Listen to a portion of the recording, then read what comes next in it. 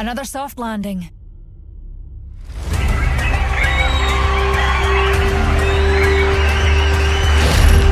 And there you have it. That was Seer's lobby. This cartoon took me a little while to complete. It's a little bit of a bigger scope, and I've gotten pretty busy at work, but I do love making these cartoons, and you know, as long as you guys keep on watching them, reacting to them, liking them, I guess I'll continue to make them. Before you guys leave, I wanted to share just a couple of fun things about this cartoon that I think you might find interesting. So let's get into it. One thing that made this animation quite unique is that it was the first time that I actually collaborated with other animators in the team in order to brainstorm ideas. I went to them and I asked, what would you guys like to see Seer do in a Tooncraft setting? And because Tooncraft presents the opportunity to make something a little bit more wacky and outlandish, as you can see right here, they came up with all kinds of really fun ideas.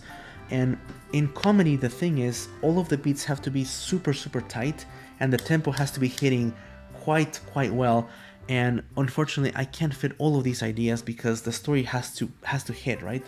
So there's one particular one that I really wish I could have found a way to integrate, and it's this one right here, which is that Mirage would use some sort of bug spray to kill Seer's drones.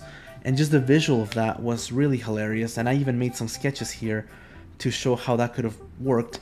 Unfortunately, I couldn't fit it organically into any part of the story, so I had to cut it. One thing that is pretty cool to see is how my art has evolved over the years, and Marvin is actually a perfect example for that.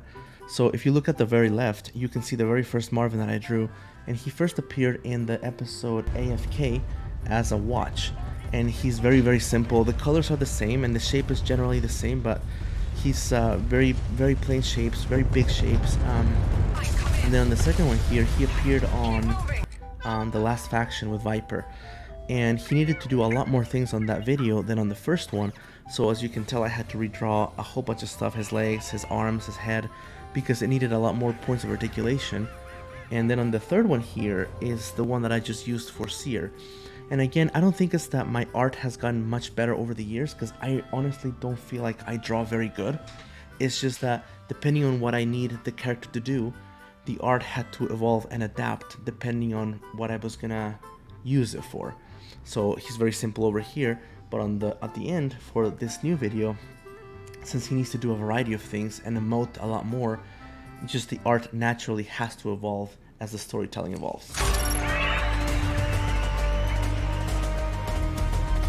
Well, I hope you guys enjoyed that cartoon and found this behind the scenes stuff interesting. I'm actually working on quite a bit of things right now that I can't wait to share more with you as it gets closer, so stay tuned for that. As always, thank you so much for dropping by and for leaving me a comment. I love to interact with you guys, so that's it for now, and until next time, take care guys.